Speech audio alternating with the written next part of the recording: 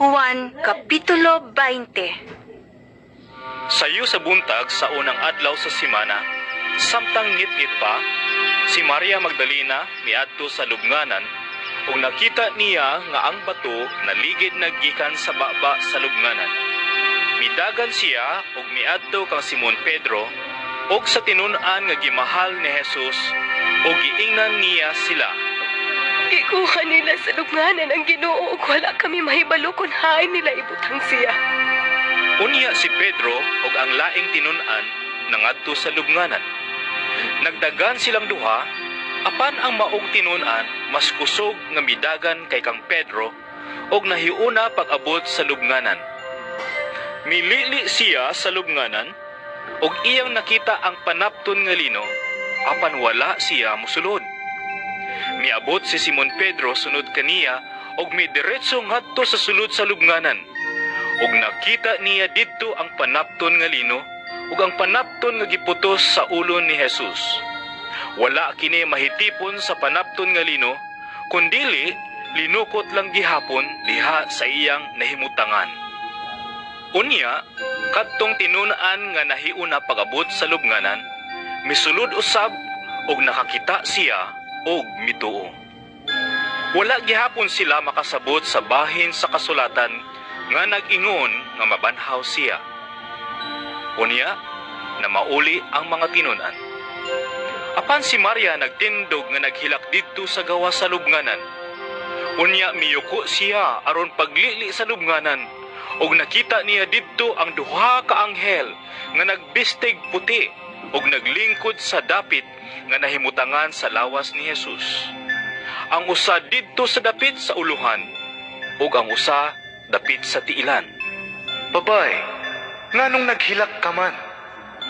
Sila nangutana kaniya.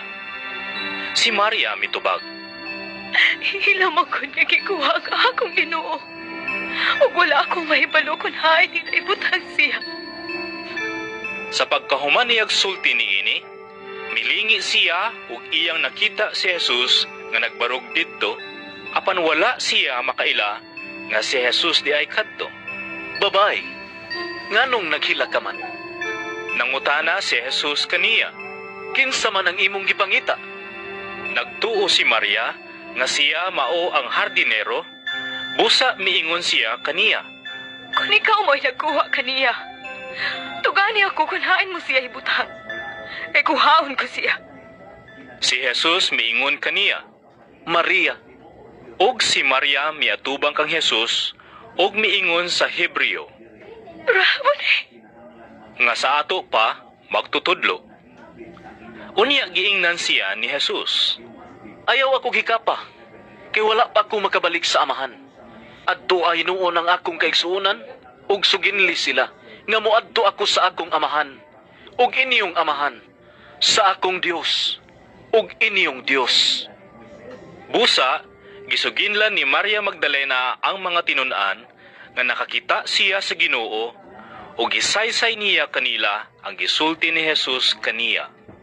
Sa pagkakilom-kilom na ni adtong adlaw, nga maoy unang adlaw sa simana, nagtigom ang mga tinun-an ug gitrangkahan nila ang pultahan kay nahadlok man sila sa kadagkuan sa mga Hudiyo.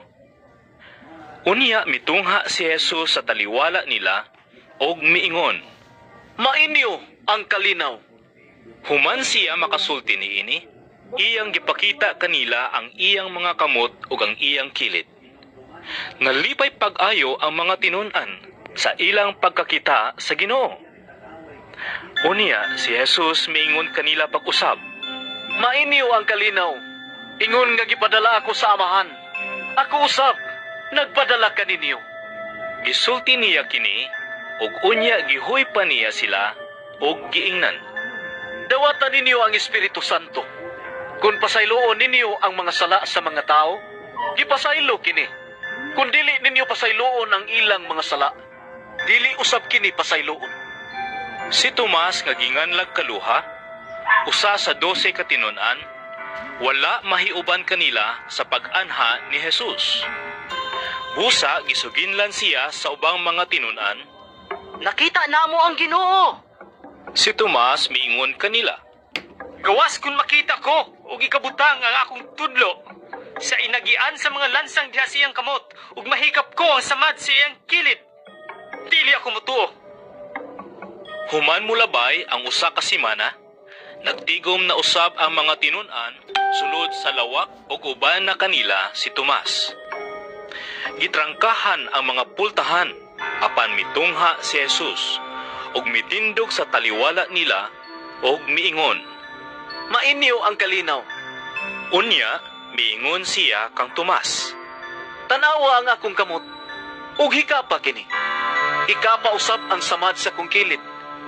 Too, ug ayaw na pagduha-duha. Si Tomas miingon kaniya.